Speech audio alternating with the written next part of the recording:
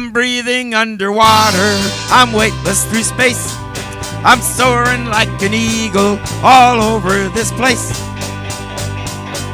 Creatures most will never see are waiting there to look at me, and all I gotta do is breathe underwater. We saw it with the 50s Superman. We saw it with F Troop. I forget what else.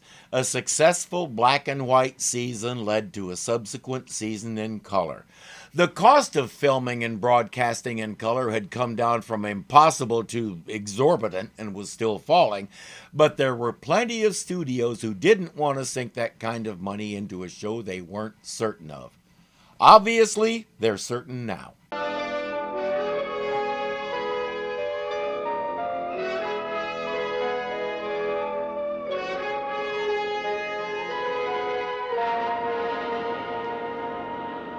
That's Dr. Katya Markova. She's intimately connected with the missing deep sea lab, and she's supervising one of her countrymen as he goes down in a diving bell to see if he can find it.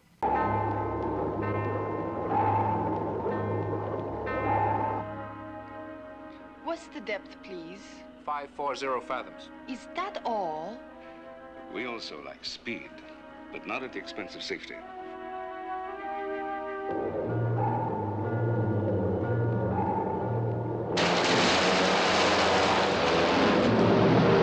Speaking of safety, there isn't a whole lot of it in the vicinity of that thing. An encounter with a whale is what started all this. Sonar's been picking up echoes. Of what? Whales. In full migration. Veering this way. That could be what wrecked your deep sea lab. Captain, this is sonar. Whales approaching. Bearing 070. Range 5,000 yards and closing fast. That's close enough for me. I'm aborting the dive. Chief, stop the winch. Stop engine. No, please, you can't. Admiral, you can't. It's too risky. Bring it up, Chief. Fast. Full reverse. I've been having trouble finding information about this. They talk as though sperm whales migrate to a specific mating ground like salmon, but as best I can find, only the females travel in groups and they go where the food is. Males are loners. In mating season, they gather around a pod of females and fight each other for the best ones. I'm not sure why, because they're not monogamous, and there's a reasonable chance that every dude will get a chance to mate with most every gal. But it seems to be a fact across almost all species, fighting is what guys do best. Hello, Apple One. Come in, Apple One. The diver's aborted. We're bringing you up. What does he say? Please stop talking English. He's saying a lot of stuff in Russian. I can't make it out. Let me speak. Just a minute, man. It's all right, Chief. Let him talk. Right near the end of Season 1 filming, Henry Koki, whom we knew as Chief Curly, died suddenly of a heart attack. Terry Becker would take over the duties as Chief Sharkey. He was just getting rolling in his acting career, but this show would establish his credentials. He'll be with us clear to the finale. After this show, he stepped behind the camera to produce and direct for many years. He returned to acting in 2004 and kept at it until he died in 2014. Like Curly, he'll become an essential part of the crew. Alexei? Katya. Ничего се спокоиться. Водолаз отплосен. Captain, this is sonar. The whales are all around us and moving fast. A couple of them are starting to dive. You know how a cat can't resist something dangly? Neither can this whale.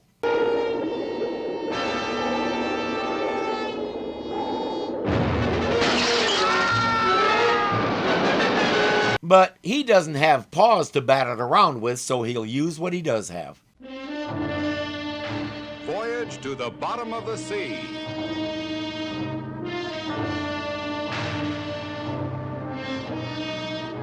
Starring Richard Basehart, David Hedison,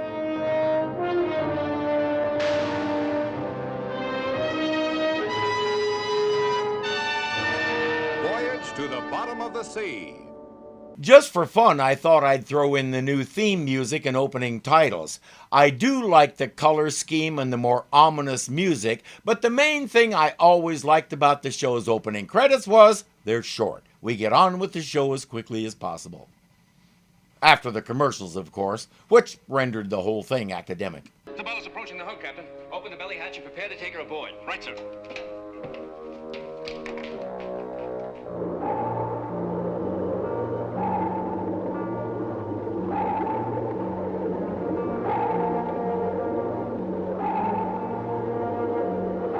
Yet again, I have to rave a little about the model work on this show. It's some of the best you'll ever see. And our animatronic whale is equally convincing, as we'll see. I just have one gripe, and that's the backdrops. It's obvious we're doing this in a tank of some kind and not in the ocean. Where are the fish? Where's the seaweed? Where's the underwater horizon? That blank space behind the models is the only thing keeping the scenes from looking as real as they can be. Needless to say, there's not much they can do for Alexei.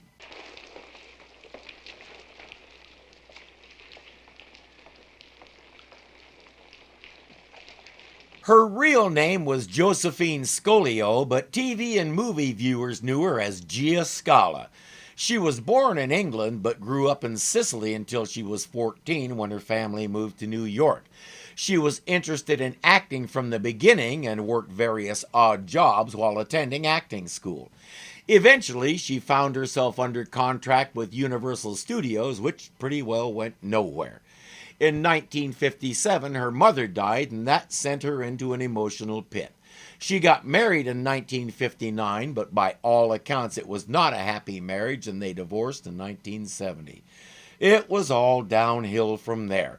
She turned to alcohol for solace, and the alcohol did what it always does. It killed her. She died in 1972 from an accidental overdose of alcohol and sleeping pills. She was all of 38. Sometimes it's hard to read and relate stories like hers. When I see a life with such potential and it's destroyed and cut short by tragedy of various kinds, it genuinely hurts me. Every person matters.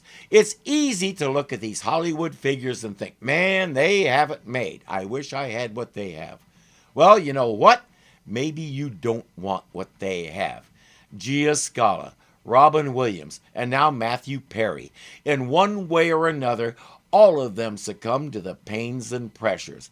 Having read several accounts of her death now, I'm not convinced that Gia Scala's was accidental. I have a suspicion it turned out exactly the way she wanted it to. Robin Williams, we know. Matthew Perry spent multiplied years finding refuge in drugs and alcohol, and in the end it took too big a toll and his body gave out. When you see those people on your screen, keep in the back of your mind that they're people just like you and me. They also have their hidden hurts and demons.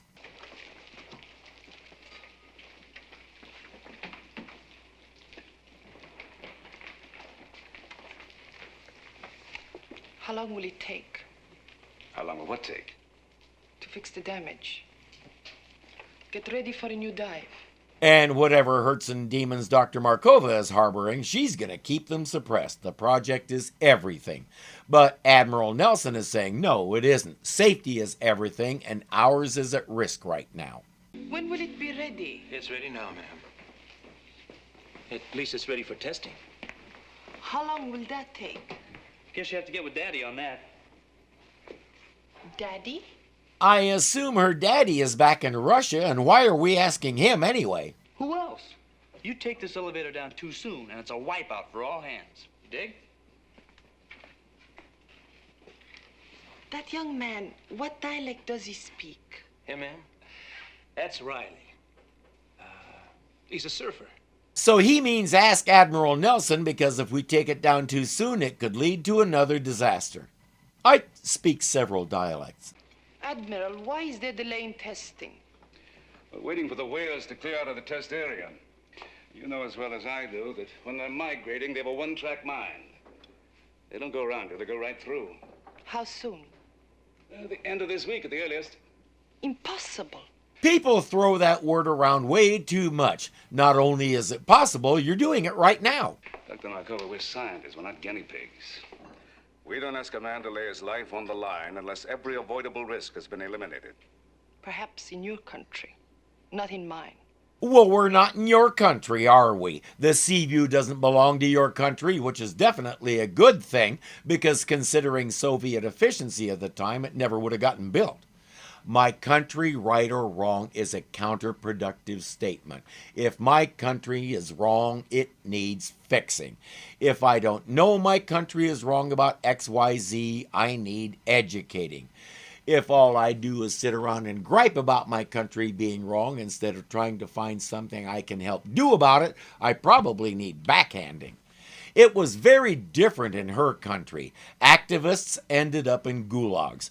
So even if she doesn't agree with her country, if she says so, she's taking her life in her hands. But I get the feeling she's a true believer. If her country's philosophy is that men are expendable, well, that must be right, yes? You have my sympathy. I don't want your sympathy. Only cooperation. Once before I went over your head to my government, and yours. I'm ready to do it again. Doctor, you've seen the results of one collision with a whale. If you'd been a little more patient then, your colleague would still be alive. Alexis was more than a colleague. She says he was a good friend. Later on, we'll learn what we already know. He was way more than that. And that is so not the Admiral's point, but she knows that. She's avoiding it. She says, we have to find what's left of the lab and recover it, no matter the cost. Why? What's in it that's worth men's lives? We won't find out. This is a joint project. At the cost of how many more lives? What will be the cost in lives one day if we don't go back now, before it's too late? Too late for what? What were they doing? She talks as though they were doing something that's critical to human survival, but nobody wants to tell us what it is. But be realistic, Doctor. A few more days and we may do it safely. A few more days. Hundreds of migrating whales will have passed through this area. I doubt very much if there'd be enough left of our laboratory to put into a teacup. Her destroyed lab is on the bottom. Whales don't swim on the bottom. In fact, most of the time they don't go near it.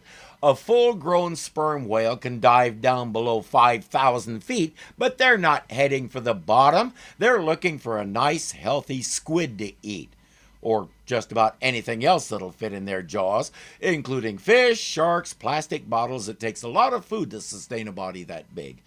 But they're not interested in her demolished lab and are far enough up in the water column that they won't even stir up the silt as they go by. But she doesn't care. If you are too tender-hearted to risk a man, I shall go myself.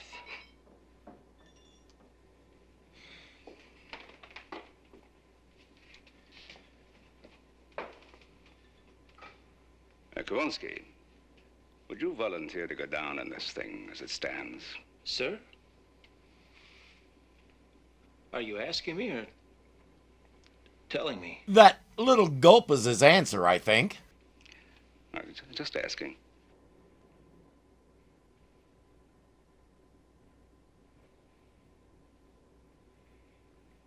Yes, sir, I would. Of course, it's possible he faked me out.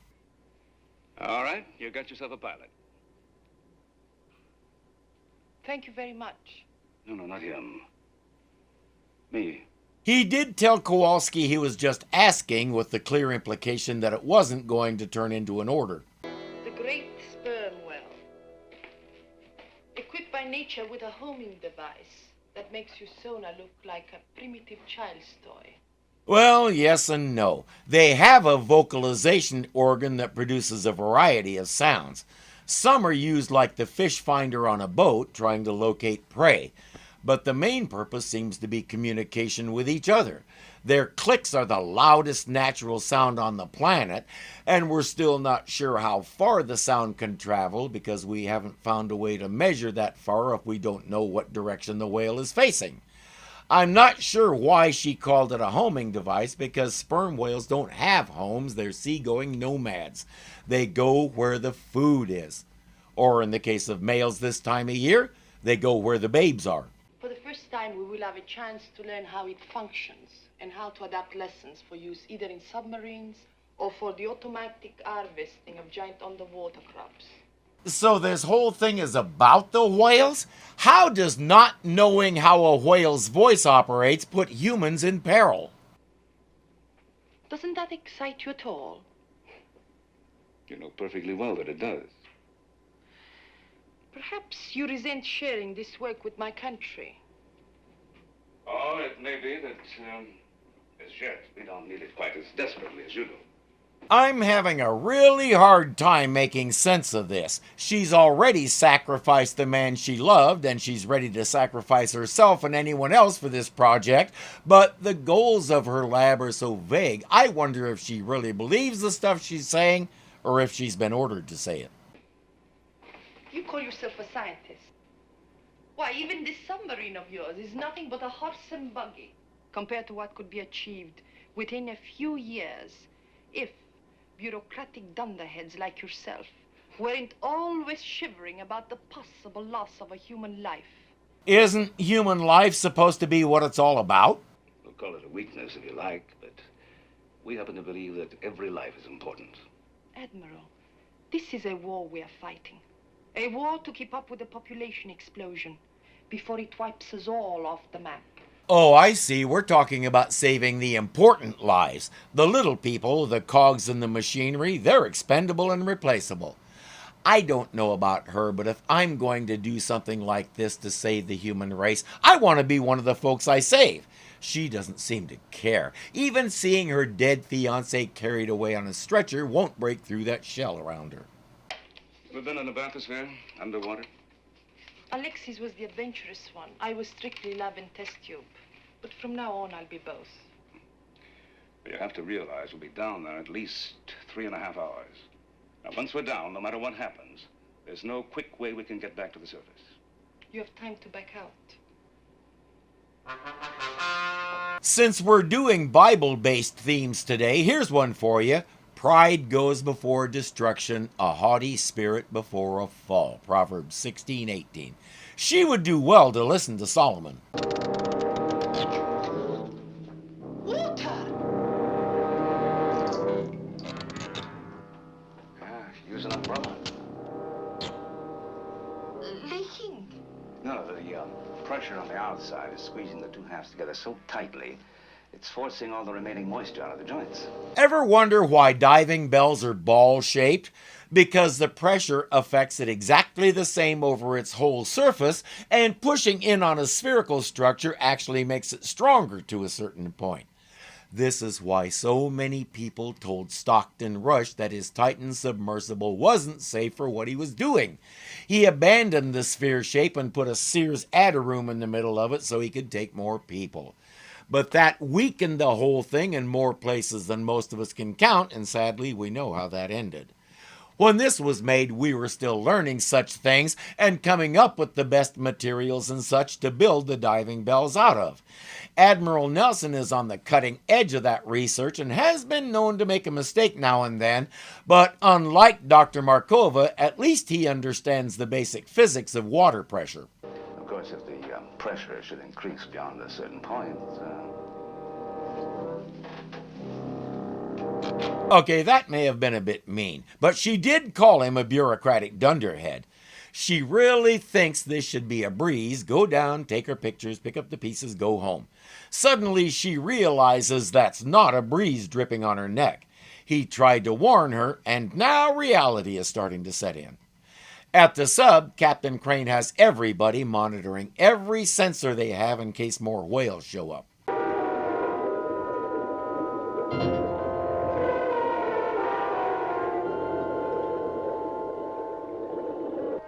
Can you go any lower?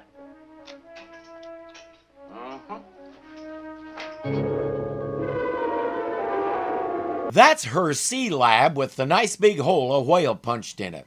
Who was in it? She doesn't care. This is about stuff, not people. Seaview calling Apple 1. Urgent. Repeat. Urgent. go ahead, Seaview. We're picking up a blip on sonar. Could be a whale, a big one. How close? Less than a mile.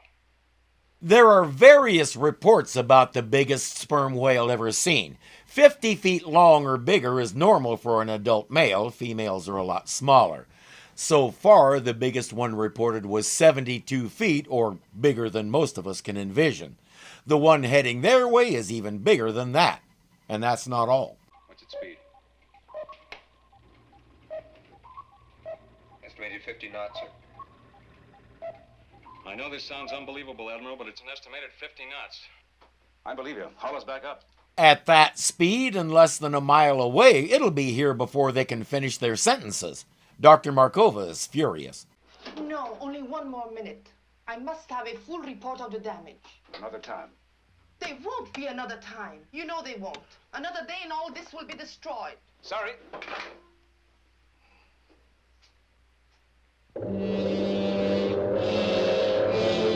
Several pods of whales have gone by and it's all still there, so I don't know what makes her think another pod will do anything different. She still does not get it. Admiral, Yes, Lee? I'm going to expel 100 gallons of shark repellent. Now, it won't scare him off, but it may blind him just long enough to miss you. While it's still far enough away, I think I'd go with a torpedo. It's too bad they can't call Batman. He has actual whale repellent spray.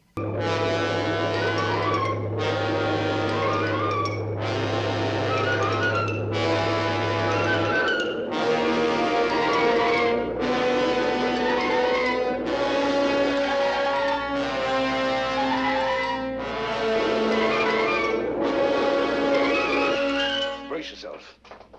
There's a good chance you'll be joining Alexei in just a moment. Remember, you demanded this.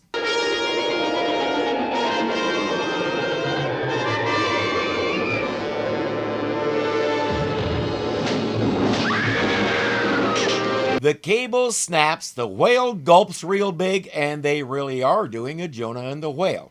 Except in the story of Jonah, it wasn't a whale. Hebrew had a word for whales and other such seagoing monsters, and it doesn't show up in the book of Jonah. It says a big fish. The last time my wife and I were diving in Catalina, we came across this guy. He's a giant sea bass. He was at least 7 feet long. I'm 6 feet long, so he was much bigger than me. And as giant fish go, he's a small one. There are lots of fish out there capable of swallowing a human. Some people tell us a whale couldn't have done it because their throats are too small. But tell that to this guy since he just swallowed the whole submersible. There's not much the Seaview can do except follow it while they try to figure out what to do next. They have torpedoes, of course, but blowing the whale up could have negative effects on the residents of its stomach. Range 870. 870. Number 2, delayed action. Ready to load, sir. Load the warhead with 500 cc's of anodyne. We got it right here, Skipper. Now, wait a minute. Make it 3/4 strength. I don't want to paralyze the whale completely. He'd sink like a rock and we'd never see him again. Aye, aye, sir. 3/4 strength it is. Ready? And whatever he said is a tranquilizer. If they can make the whale sleepy so it settles down somewhere, they can have divers go carry out a rescue mission. Wait, they can what? Dr. Markova hit her head and was knocked unconscious. Nelson just revived her. Where are we now? Well, we seem to be in a sort of state of temporary suspension. He already took a look outside. He's taking the time to mess with her head. Where's my camera? Look at this. Blunderer. Yeah, I seem to be a little bit out of practice. I want to get back to the sub at once. I will make a new dive this afternoon. This time with an experienced pilot. I see what you mean. That would seem to be the most prudent course of action, wouldn't it? He's enjoying this. Well, what are you waiting for? Frankly, I can't think of anything else to do at the moment.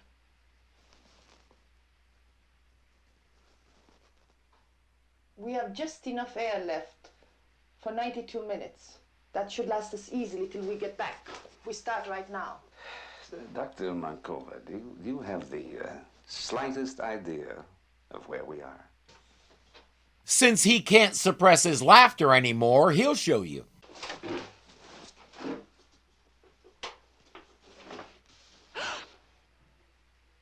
Impossible. There is no whale now in existence big enough to swallow this. Okay, you explain what that is out there and how we get out of it. The Archaeoceti. Long ago extinct. To revive a tired old joke. You know it and I know it, but perhaps he doesn't. We said the same thing about the coelacanth until 1938 when somebody caught one. Obviously, there is a whale big enough because you're sitting in it. After all, our ancestors weren't skeptical about the story of Jonah. They knew that there were fish big enough to swallow a man. Ancient history. Myths. Except it's happened multiple times since then. In 2020, 2 kayakers got swallowed up by a humpback whale. It decided they would upset its stomach and spewed them back out. There are confirmed stories of people being found alive in a whale's stomach, and our heroes have the advantage of being in a bubble with their own air. A limited supply, but it beats trying to hold your breath while you bathe in gastric juices. Do we go right into him, sir? Past those teeth? That's right in here. Man, that's wild. Sir, are just the 3 of us enough? Oh, I think so, Kowalski. You, Riley, and myself. The teeth are big, but they don't seem to be all that dangerous, at least as far as getting bitten or something like that. As far as we can tell, they don't have a whole lot to do with hunting or eating. One theory says the males have them for fighting each other. Never fails, somehow it always comes back to guys measuring their... Large whale, dead ahead. Collision course. Evasive action, hard left rudder. Man, dig that fish! Brace yourselves.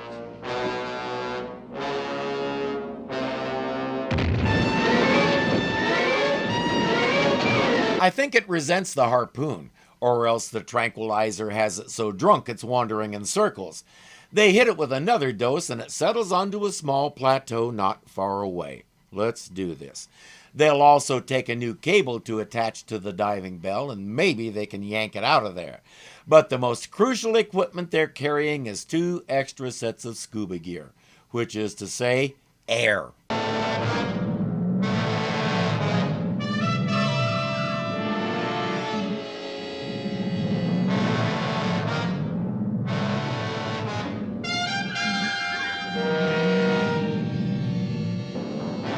I find myself wondering if TV viewers had ever seen a POV shot like that before. It's pretty spectacular.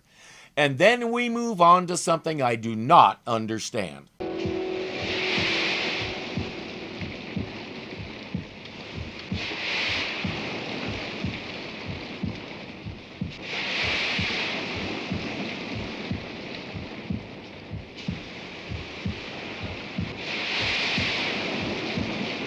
Why is it dry in there? This is a sea-dwelling mammal. He eats under the water. He does not go up to the surface and swallow air, so he has to burp. That esophagus should be full of water, and they should be able to swim through it.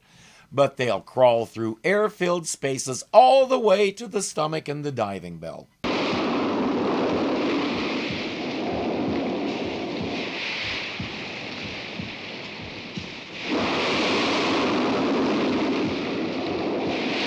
Though I have to admit that set is a marvel of construction and practical effects. I suspect I know the answer to why it's dry in there. After what it cost to build that, we couldn't afford water. Air. No air. There's no shortage of oxygen yet. I can't breathe. The gauge is wrong. It's a constriction of the windpipe. They're plain scared. Today we have a name for that, panic attack. Her tough exterior is starting to crumble. Nelson says we have 2 options. We have rocket launchers and we could try to blast our way out. The trouble is there's probably a 90% chance it'll blast us too. The other option? Release some petroleum-based materials into the space around us and see if it makes the whale barf us up like the fish did Jonah. I don't want to pin my life on the accuracy of a fairy tale. I want to see her tell those kayakers that they experienced a fairy tale. This should have high entertainment value.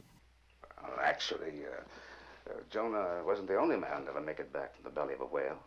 More fairy tales. No, this is a pretty well-documented case about an English sailor named James Bartley. And he spent 24 hours in the stomach of a sperm whale back in 1891. And he got out alive. Bleached, white as a bone, and quite mad. Forgive me in advance, but I have to do this. Mike Warnke was a Christian comedian who claimed to have once been a Satanist. Turns out his whole life story was a lie. He was as nerdy as I ever was, and when it all came out, he was totally disgraced. But he did come up with some funny stuff, like this description of when the fish puked Jonah onto the beach. Imagine it. You're a fisherman. You're standing on the shore with your line in the water when this guy comes flying out of the water and lands near you. He's pure white from the gastric acids. His hair is all white and stringy. He's got seaweed all over him. His robe is almost completely eaten away. Without warning, this guy walks up to you and says, "Repent!" What would you do? Neither one. For the moment, I prefer to wait. For what? For Captain Crane? To come and send a squad of volunteers right into the jaws of a whale? That's exactly what he's waiting for, because he knows that's what Captain Crane will do. It's the same thing he'd do if their positions were reversed. It's what crewmates do. You told me you people believe every life is precious. Then why should they risk a single life for ours? Yes, that's just the point. It's because every life is important that they'll risk anything to try to save us. It's why the saying is nobody gets left behind, because every person matters. A lot of this is going right past her, but I do give her credit for trying to understand. They're out of time. Nelson is ready to blow the rockets or whatever when Crane appears knocking on the window. Attach the cable, crack the hatch, get these people some air, everybody in, let's get out of here. The whale is awake and on the move again, but this time the Seaview has him tethered. Time to play him like a marlin until the bell works its way out past his gastric valve. He's still a bit groggy, so he gets tired quickly.